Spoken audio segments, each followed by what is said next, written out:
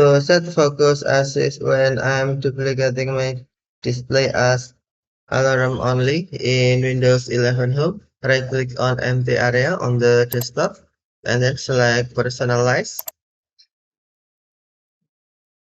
select system, and then click on tab focus assist on automatic rules.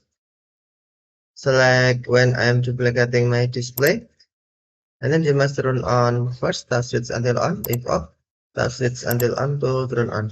Turn this on to stop notification when you are duplicating your display to an external monitor. For example, when you are give a presentation. And then on focus level, click on tab drop-down menu, select alarms only. Click button to save. Now, when I'm duplicating my display, focus as this was set as alarms only.